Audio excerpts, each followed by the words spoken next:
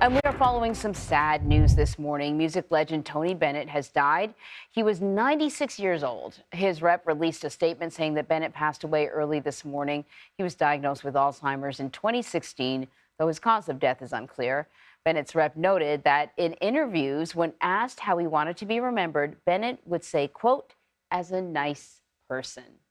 So for more on Tony Bennett's life and legacy, I want to bring in Chris Willman. He is a senior music writer and chief music critic for Variety. Thanks for joining us. You know, Tony Bennett, I mean, not only has he been around for decades and decades, but most recently he kind of was really enjoying a resurgence, right? As particularly when younger people who might not have known about him, thanks to Lady Gaga, he was back in the spotlight again. Will you remember him as a nice person? How will you remember Tony Bennett?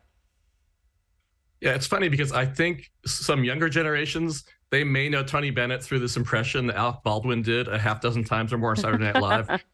It's just represented as the most easygoing guy in the world. And that really captured his persona in a very affectionate way, I think. You know, no one had a bad word to say about him.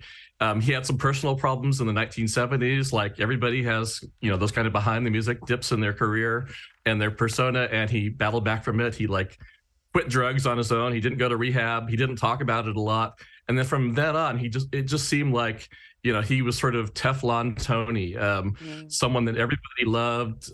And he had the most amazing career that is unprecedented because obviously it spans over 60 years. And he started out in 1950, had his biggest hit in the early 60s with I Left My Heart in San Francisco. And then the Beatles come along, and his career is seemingly over, right? But we all know that's not true. You know, in the 70s, he says, "Oh, I'm just going to go do jazz trio music," even though he didn't consider himself a jazz singer. And then in the 90s, has this incredible comeback with this MTV Unplugged special and wins a Grammy for Album of the Year. And from then on, everybody in the world wants to sing with him, whether it's Bono or Amy Winehouse. And he's doing the 2 duet albums with Lady Gaga very late in his career. So really unprecedented. We'll probably never see anything like that again. You know, as I was watching sort of the bio that we ran earlier, I thought to myself, you know, there's something really, really soothing about consistency.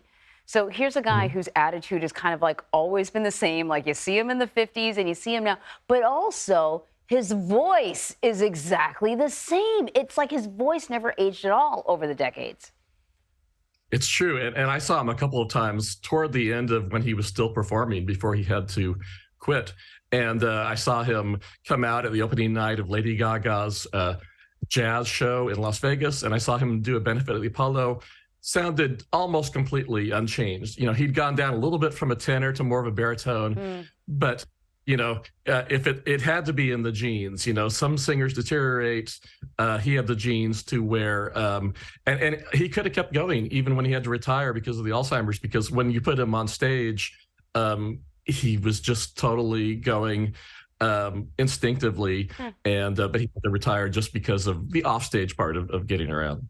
You know, you talk about the genes and instincts, and, you know, singing was one way that he sort of reached out to the audience, but he was also a painter. And sometimes I wonder about, you know, people who are artistic, and if you're so artistic that the desire kind of bubbles over into other areas. You know, I don't know. Do you know much about his painting and why he was drawn to painting? I don't know why he was drawn to it, but I know that his work was in the Smithsonian. Wow. And he was a wonderful landscape painter. And then when he was doing that final album with Lady Gaga, he was like drawing her portrait and everything, or painting it.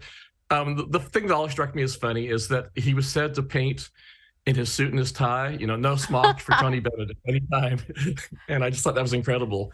And, you know, I heard stories of, you know, people would go to meet him. A friend of mine went to meet him and said, can I have my picture with you? And he said, well, wait a minute.